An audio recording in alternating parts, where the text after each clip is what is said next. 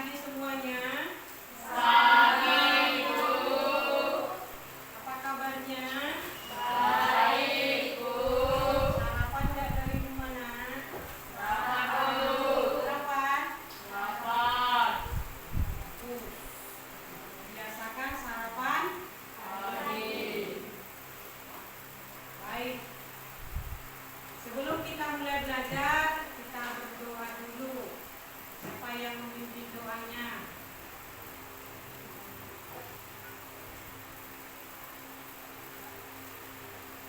Ibu Teresia.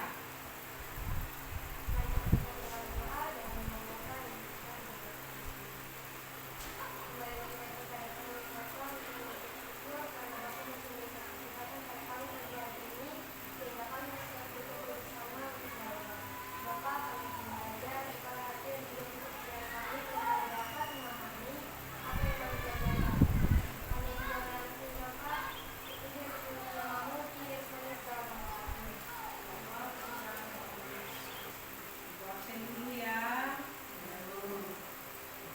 Afrika Sitangga, Kolber, Indra, datang.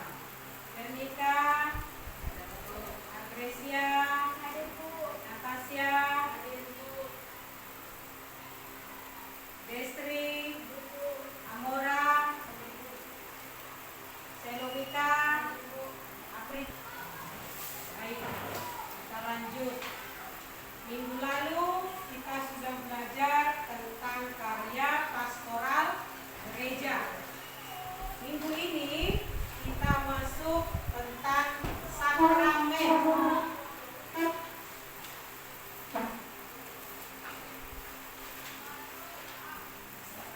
Tentang sakramen. Siapa yang tahu sakramen yang ada dalam gereja Katolik? Ada berapa sakramen kita? Ada 7. Sakramen apa saja, Nak? Nah,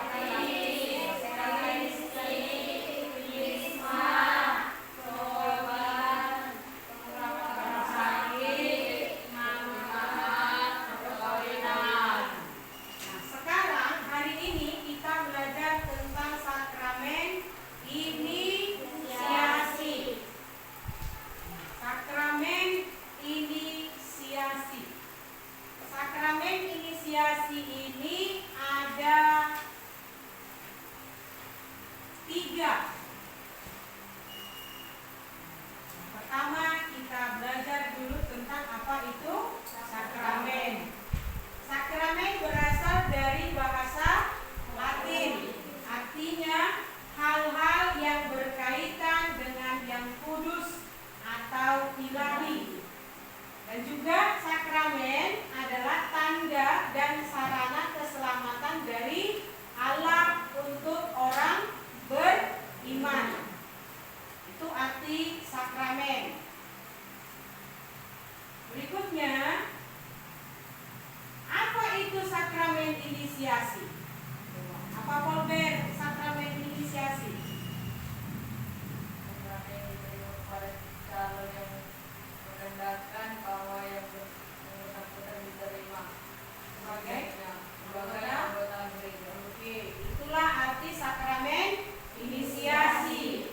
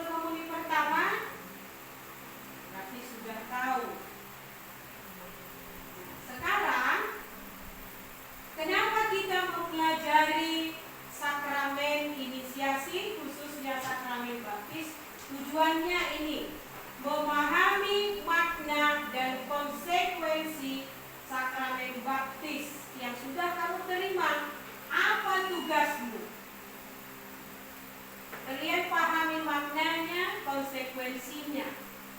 Karena kalian sudah baptis dan terwujud dalam bentuk syukurmu atas baptis yang sudah kamu terima. Bisa kamu aplikasikan dalam kehidupanmu. Nah, silahkan amati gambarnya.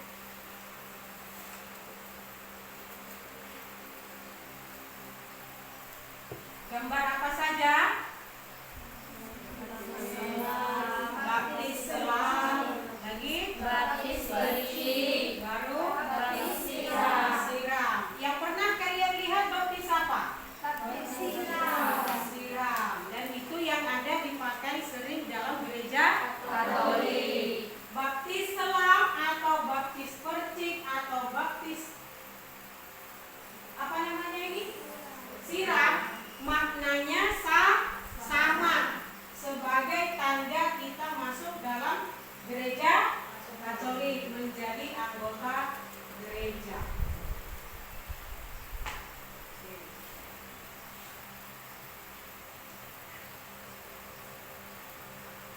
Lihat video ini.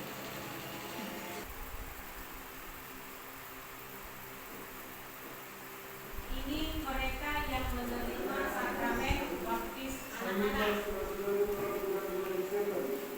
dalam bentuk takdir, perjudian, dan hiburan yang tidak sehat.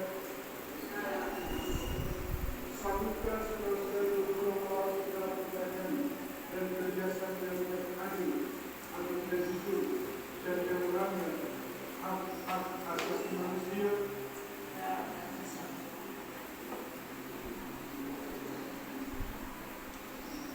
Dari agama Islam, aku membantu kamu dalam pengelolaan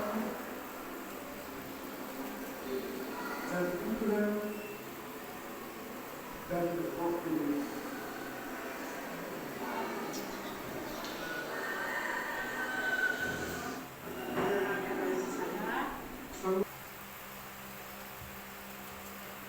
Simak video baptisan dewasa ini. Kalian kan baptis kecil.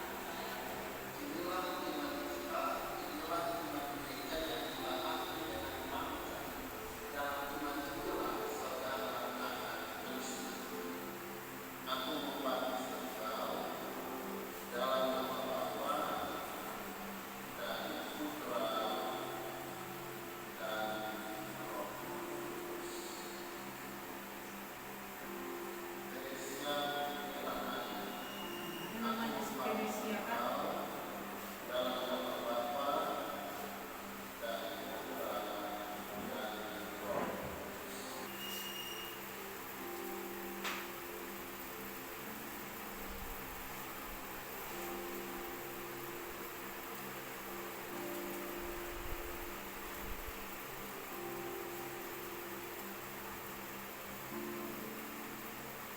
Saudara dapat menyongsong dia bersama semua orang kudus dalam istana Bapa di surga.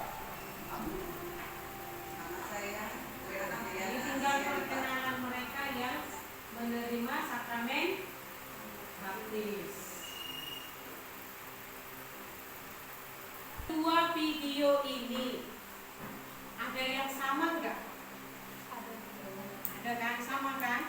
Aku membaptis engkau dalam nama Bapa dan Putra dan Roh Kudus. Ada yang dituangkan, ada materainya atau ada lambang-lambang yang dipakai dalam sakramen baptis. Nah, apa dasarnya? Kenapa kita harus menerima sakramen baptis? Ada dasarnya. Ini Ibu bagikan LKPD-nya. Kalian temukan di dalam ini apa yang menjadi dasar dari sakramen baptis yang sudah kita terima. Nanti kita ambil kesimpulannya bersama. Silahkan dibentuk kelompoknya seperti kelompok yang sudah disepakati.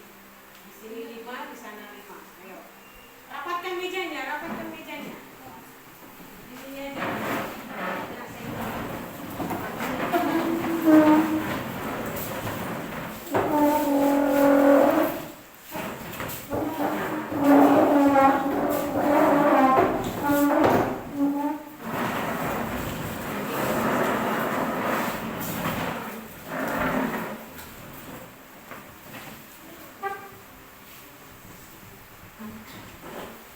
silahkan didiskusikan dalam kelompoknya berdasarkan kitab suci.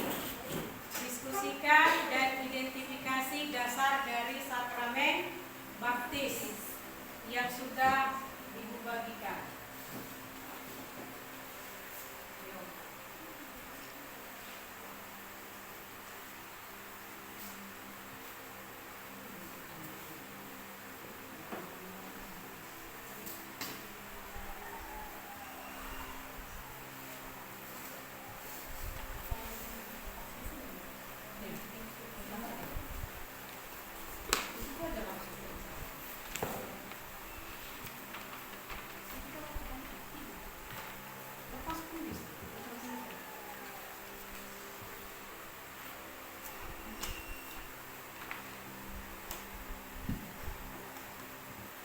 Di buku bacaannya juga ada kan? Di buku bacaan.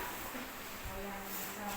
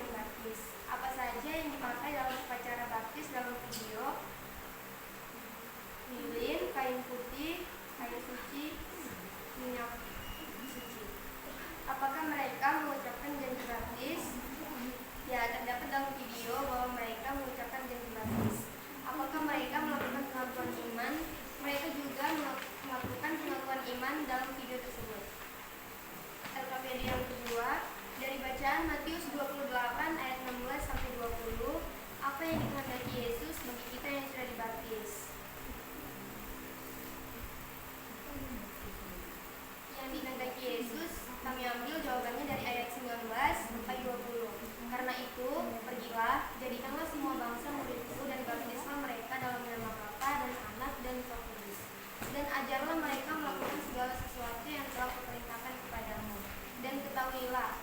Aku menyertai kamu senantiasa sampai kepada akhir zaman.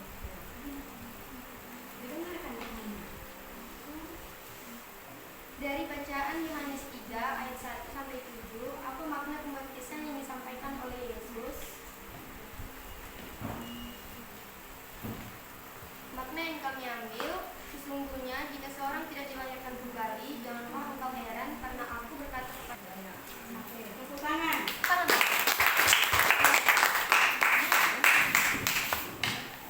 Kelompok 2. Buka, Bu.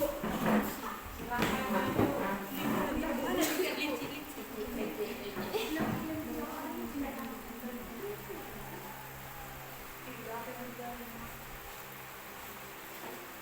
Selamat siang semuanya. Siap. Kami dari kelompok 2 ingin mempresentasikan hasil diskusi kami.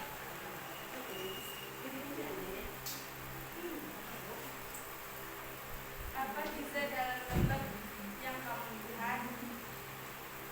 Pokoknya orang dewasa yang sedang dibaptis. Apa saja yang dipakai dalam upacara baptis dalam video? Kain putih dan lilin. Apakah mereka mengucapkan janji baptis? Apakah mereka melakukan pengakuan dosa?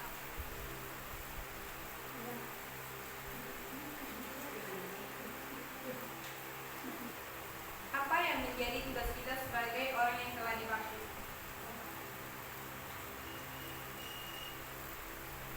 Dihapuskan dari segala dosa, dilahirkan kembali menjadi anak Allah, mendapatkan rahmat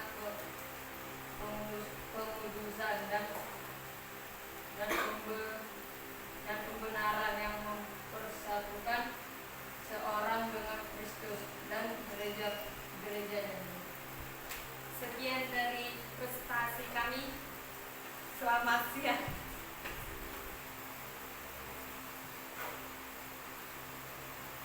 Dari hasil presentasi kalian, maka bisa kita ambil kesimpulan bersama.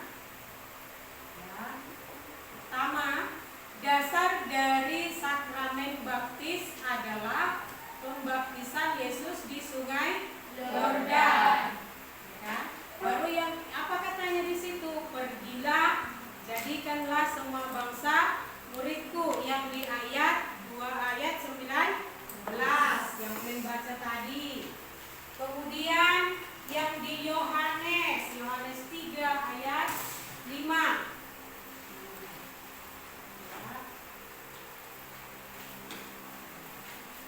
Seseorang itu harus dilahirkan kembali supaya dapat melihat kerajaan Allah.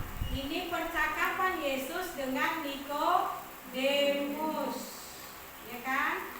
Itulah dasar dari sakramen baptis. Apa saja lambang dalam sakramen baptis? Air, lilin, kain putih, minyak krisma. Betul?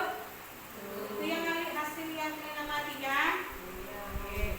Ada di situ maknanya. Air maknanya apa? Melambangkan makna membersihkan dari dosa.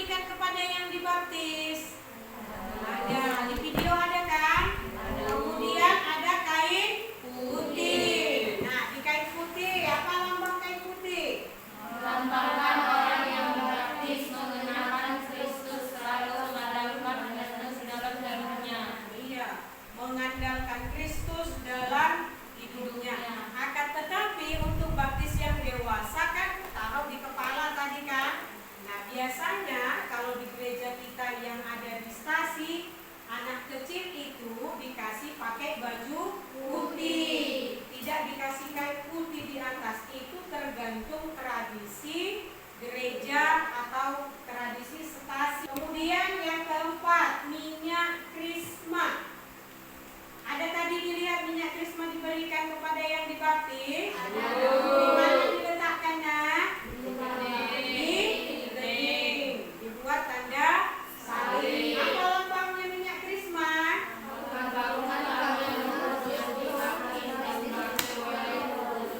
Melambangkan karunia Roh Kudus yang dibaptis, diurapi oleh Roh Kudus yang dibaptis.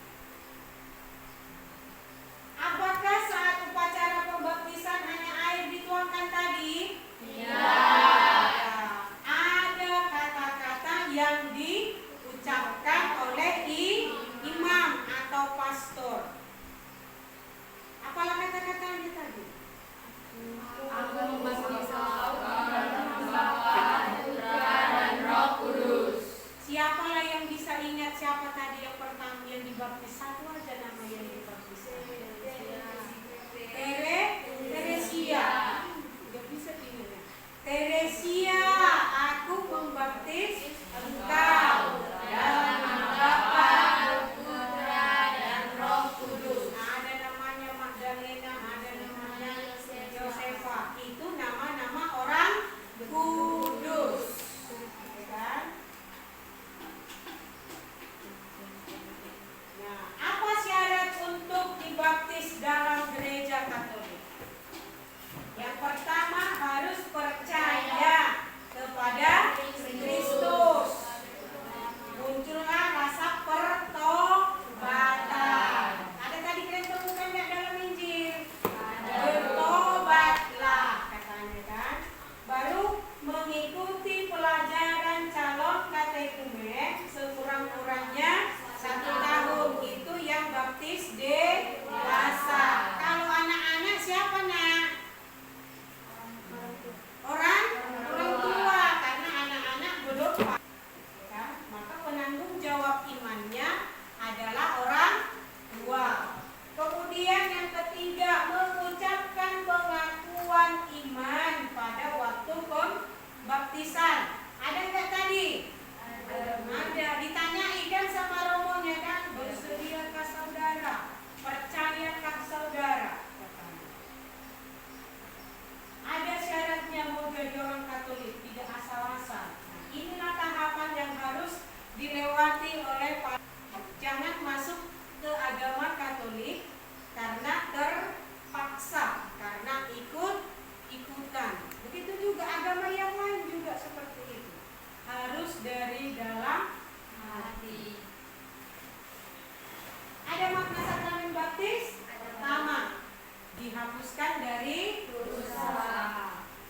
Kemudian yang kedua apa maknanya? Memperoleh rahmat pengudusan. Memperoleh rahmat pengudusan. Dalam teks kitab suci yang kalian baca tadi kan ada kan? Nah, baru yang ketiga apa? Digabungkan menjadi anggota gereja. Bukan menjadi anggota gereja. Keempat, Ikut ambil bagian dari tugas gereja.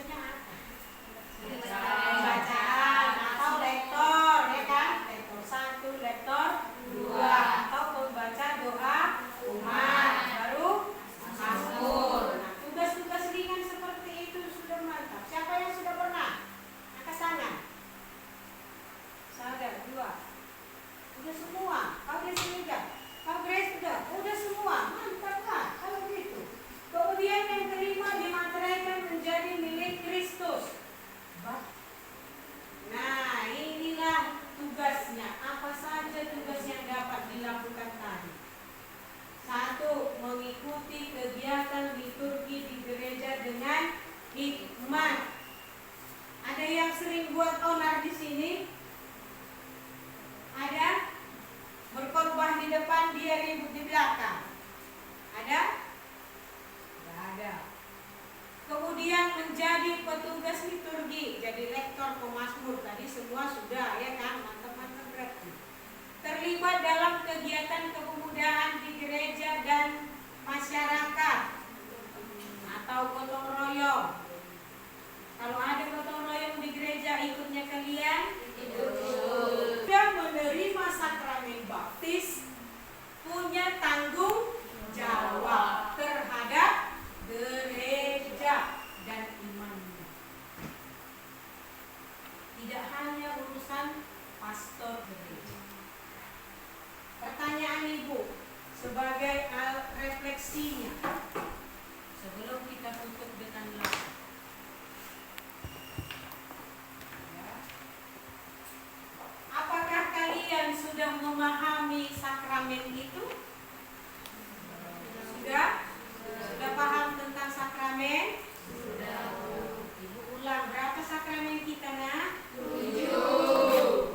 Yang kita pelajari hari ini sakramen apa? Baptis. Kemudian bagaimana kamu menerapkan apa yang kamu pelajari hari ini? Apalah rencanamu menerapkan tugas-tugasmu yang tadi ini?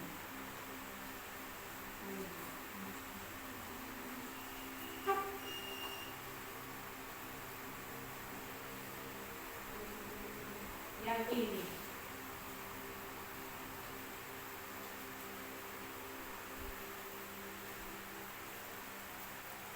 Bagaimana rencanamu menerapkan itu semua? Apalah rencana kalian? Bersediakah kalian melakukan itu? Bersedia. Jadi dari kesimpulan hari ini, minggu depan